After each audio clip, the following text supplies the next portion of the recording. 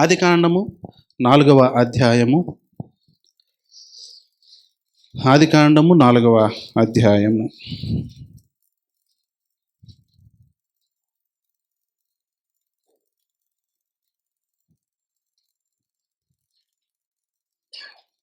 మరలా 1 నుంచి నేనే చదువుతాను. ఆదాము తన భార్యను హవ్వను కూడినప్పుడు ఆమె గర్భవతి కుమారుని కని యెహోవా దయ వలన నేను ఒక మనుషుని సంపాదించుకున్నానెను.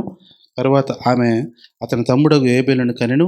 ఏబేలు గొర్రెల కాపరి, కయోను భూమిని సేద్యపరచువాడు. కొంతకాలమైన తర్వాత కయోను పొలం పంటలో కొంత యెహోవాకు అర్పణగా తెచ్చెను. ఏబేలు కూడా తన మందలో తొలిచూలును పుట్టిన క్రొవ్విన వాటిని కొన్ని తెచ్చెను.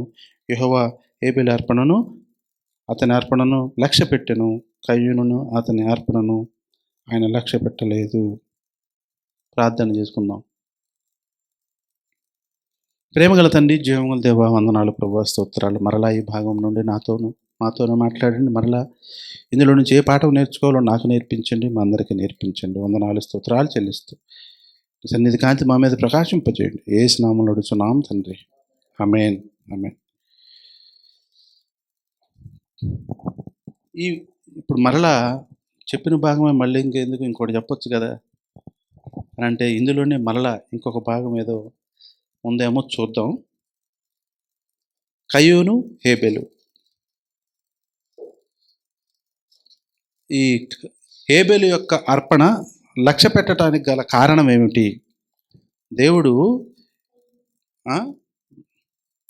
హేబెలు యొక్క అర్పణను లక్ష్య పెట్టడానికి గల కారణం ఏమిటి? పైగా హేబెలు అర్పణను దేవుడు ఏమని చెప్పాడంటే శ్రేష్టమైనది అని చెప్పాడు. శ్రేష్టమైన బలి అర్పించనని ఎక్కడుంది? హెబ్రీయులకు రాసిన పత్రికలో ఉందా? చూడండి, హెబ్రీయులకు రాసిన పత్రిక 11వ అధ్యాయము. లక్ష్య పెట్టడం ఒకటైతే ఇంకొకటి ఏంటంటే శ్రేష్టమైన బలి అన్నాడు. శ్రేష్టం అంటే బ్రహ్మాండమైనది, చాలా మెచ్చుకోదగింది. కయోను కంటే శ్రేష్టమైన బలి దేవునికి అర్పించాను. దేవునికి ఎప్పుడు ఏది అర్పించాలన్నా గుర్తుపెట్టుకోండి, ఇది చాలా గుర్తుపెట్టుకోవాల్సిన విషయం. శ్రేష్టమైనది ఇవ్వాలి. అనగా ఇప్పుడు మనం దేవుని మందిరానికి ఫ్యాన్ కావాలన్నాం అనుకో, శ్రేష్టమైన ఉన్నట్లో నెంబర్ 1 కంపెనీ తేవాలి. ఉన్నట్లో నెంబర్ 1 కంపెనీ తేవాలి. నాకు ఒక ఆర్టీసీ కండక్టర్ గారు మీ చర్చికి 2 కుర్చీలు ఇస్తానన్నాడు. సరే, ఏం కుర్చీలు ఇస్తాడు అనుకున్నా. ఇద్దరం వెళ్దాం షాప్కి అన్నాడు. ఇద్దరం వెళ్ళాం.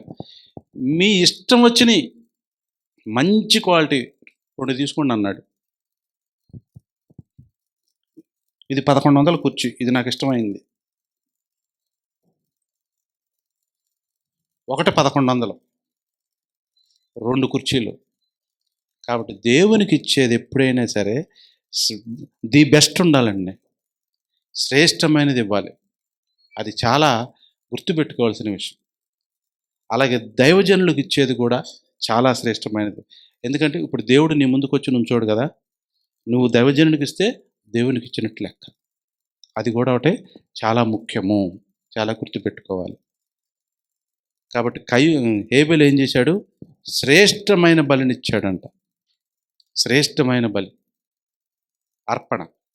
కాబట్టి మన జీవితంలో కూడా మనము దేవునికి ఏది ఇచ్చినా సరే శ్రేష్టమైనది ఇవ్వాలి. కాబట్టి ఇక్కడ మనం నేర్చుకోవాల్సింది ఏంటంటే, ఈ శ్రేష్టమైనది ఇవ్వటానికి గల కారణం ఏంటంటే, హేబెలుకి దేవుడంటే భయం. శ్రేష్టమైనది ఇవ్వటానికి కారణం కూడా దేవుడంటే భయం. కయోనుకి భయం లేదు, అందుకని అది శ్రేష్టమైనది కాదు, ఇది శ్రేష్టమైనది. శ్రేష్టమైనది ఇస్తాము అంటే అర్థం ఏంటంటే, నీలో దేవుని భయం ఉంది అని అర్థం. దేవుని భయం ఉంది అని అర్థం. దేవుని భయం ఉంటేనే మంచి క్వాలిటీ ఇస్తావు, మంచి క్వాలిటీ ఇస్తావు. అతనిలో లేదు, ఏదో ఒకట్లే అనుకున్నాడు కయోను. పైగా అతను సంపాదించిన దాంట్లో కొంత తెచ్చాడు, కొంత దేవునికి ఇచ్చినను ఉంది. ఇతనేం చేశాడు? హేబెలు మందలో, చూడండి ఆ మాట ఎక్కడ ఉంది, మందలో తొలుచూలు మందలో కొవ్విన వాటిని శ్రేష్టమైనది ఇచ్చాడంట. మందలో దగ్గరికి వెళ్ళాడు, ఏదో ఒకటిలే అని చెప్పి లాక్కురాలా, మందంతా తిరిగాడు, చుట్టూ తిరిగాడు, ఎక్కడెక్కడ ఇందులో తొలుచూలేది జాగ్రత్త చూసుకున్నాడు. నేను ఒకడు ఫేస్బుక్లో ఒక చిన్న దూడ, ఈ దూడకి ఇదిగో తండ్రి అని చూపించాడు, ఆ దూడకి తండ్రి అని ఇంకొకటి చూపించాడు, అట్ట 6-7 ఎద్దులను చూపించాడు. అన్నీ ఆయన దగ్గరే ఉన్నాయి. ఆశ్చర్యం వేసింది.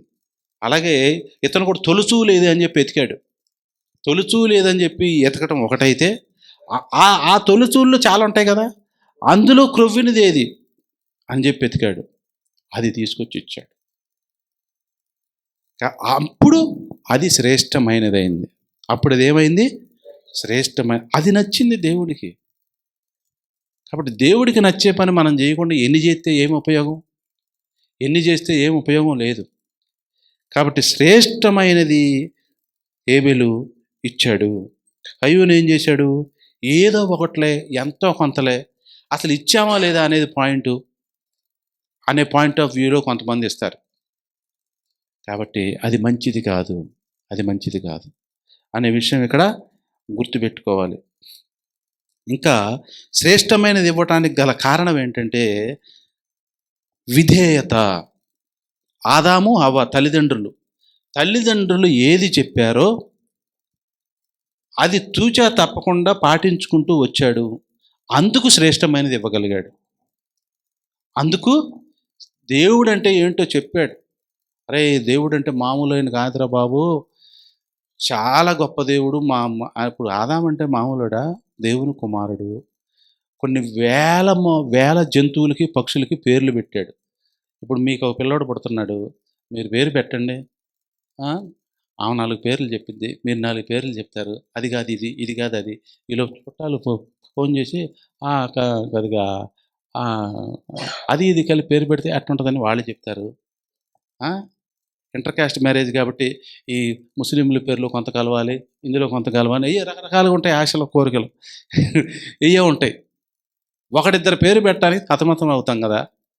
కొన్ని సింహానికి సింహము, పులిని పులి, కోట్ల లక్షల జీవరాశులకి చకచకా పేరు పెట్టాడు. వస్తుంది, రా, నీ పేరు సింహం, ఎల్లు, నువ్వురా. నీ పేరు పులి, ఎల్లు, నువ్వురా. నువ్వు కూడా పులిలాగానే ఉన్నా కానీ నిన్ను పిల్లి అంటలేదా, పిల్లి అని చెప్పి అట్నెట్టాడు. టకటకట, మామూలు జ్ఞానవంతుడు కాదు. కాబట్టి దేవుడు ఎంత గొప్పోడో కయ్యూనికి హేబెలుకి చెప్పుంటాడు. అది బాగా మైండ్లో పెట్టుకున్నాడు. తల్లిదండ్రుల మాట విన్నాడు, విధేయత చూపాడు, శ్రేష్టమైన బలిని ఇచ్చాడు. కాబట్టి విధేయత ఉండాలి. విధేయత ఉండాలంటే ఇంకొకటి ఉండాలి. విధేయత ఉండాలంటే నాదే ఉందలే అనుకోవాలి. ఎవరి మీద కన్నా మనం పై అధికారులుగా కిందకి మనం ఉన్నాము అన్నప్పుడు విధేయత చూపాలంటే నాదే ఉందలే, నేనెంతలే, వాళ్ళు ఏ చెబితే అది చేద్దాం అనే మనసు ఉంటేనే విధేయత వచ్చింది. లేకపోతే ఎట్టి పరిస్థితిలో విధేయత అనేది రాదు. కాబట్టి హేబెలు ఏం చేశాడు? విధేయత చూపటం వలన ది బెస్ట్ ఇవ్వగలిగాడు. కాబట్టి మన జీవితంలో కూడా విధేయత అనేది ముఖ్యం. దేవునికి చాలా ఇష్టమైన కార్యక్రమం ఒకటి ఏంటంటే విధేయత. మాట వినుట శ్రేష్టము అన్నాడు. అవునా? సమూయేలు గ్రంథంలో ఆజ్ఞ కంటే కూడా, పొట్టేళ్ల క్రొవ్వు అర్పించే దానికంటే కూడా ఏది శ్రేష్టం అన్నాడు? మాట వినుట శ్రేష్టం. మాట అట్టొచ్చింది, విధేయత ఉంటేనే మాట వింటాం మాట. కాబట్టి మాట వినటం అనేది హేబెలు యొక్క బ్రహ్మాండమైన గొప్ప ముఖ్య లక్షణం, మంచి లక్షణం. కాబట్టి ఆ గొప్ప మంచి లక్షణము మన జీవితాల్లో వాక్యానికి విధేయత చూపితే చాలు. ఎవరెవరికో చూపించక్కర్లా. వాక్యం ఏది చెబుతుంది, మనం ఏం చేద్దాం. ఇప్పుడు వాక్యము, అప్పుడు మాట. ఆదాము దగ్గర ఏముంది? అప్పుడు 66 పుస్తకాలు లేవు. దేవుడు మాటే, ఇది కూడా మాటే. కాబట్టి అందుకు అంగీకరించబడింది హేబెల్ అర్పణ, అందుకు అంగీకరించబడింది. సో కాబట్టి మన జీవితాల్లో ఎప్పుడైనా సరే మనము శ్రేష్టమైనది అని దేవుడు మనల్ని చెప్పాలంటే మనలో విధేయత ఉండాలి, మాట వినే లక్షణం ఉండాలి, తగ్గింపు లక్షణం ఉండాలి, లోబడే దాని లక్షణాలు ఉండాలి. ఇవన్నీ ఉన్నప్పుడు హేబేలుకి అన్నీ ఉన్నాయి. అతను చనిపోయితే చనిపోయాడు, చనిపోయింది ముఖ్యం కాదు. ఎక్కడుంటాడు? పరలోకంలో బ్రహ్మాండంగా ఉంటాడు. అది ముఖ్యం. ఇక్కడ ఎన్ని కష్టాలు నష్టాలు యేసుప్రభువుని నమ్ముకుంటే మీకు బాధలు పోతాయి, కష్టాలు పోతాయి, అవన్నీ కాదు. పోతే పోతే, లేకపోతే లేదు. అవన్నీ ఉంటే పోతే పోతాయి. మాట వినటం ముఖ్యం. అది చూస్తాడు దేవుడు. ఇప్పుడు మనం కోడిని కోస్తున్నాం, మేకను కోస్తున్నారు. ఊహిని ఏళ్ల ప్రాయం మన చికెన్ సెంటర్కి వెళ్ళు, చికెన్ కోడి అవ్వంగానే నాల్చాం, వాడు కత్తి పట్టుకొని సునాయాసంగా కిట్టని అందులో పడేస్తాడు. అది శుభ్రం తిరిగి ఏదో అయ్యి వచ్చింది. అంటే ప్రాణం అంటే వాడికి చికెన్ సెంటర్ వాడికి లెక్కలేదు. కాబట్టి దేవునికి కూడా పాత నిబంధనలో ఏసేయి చంపేయి, ఆ రాజ్యం మీదకి వెళ్ళి ఏసేయి మొత్తాన్ని అంటాడు. ప్రాణాలు ముఖ్యం కాదు, మన ప్రవర్తన ముఖ్యము, మాట వినటం ముఖ్యము. అది ముఖ్యం. అందుకనే హేబేల్ని చంపుతుంటే కయ్యూను హేబేల్ని చంపుతుంటే దేవుడు ఏమి అరే బాబు ఇదేంద్రా బాబు ఆకరా అని చెప్పి అడ్డం అలా.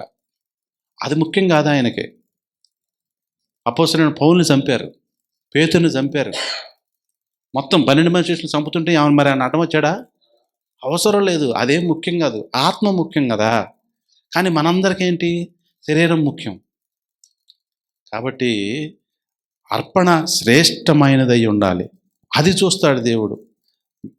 Man looks of the face, but God looks of the heart. దేవుడు హృదయాన్ని చూస్తాడు, మానవుడు పై విషయంలో లక్ష్య పెడతాడు.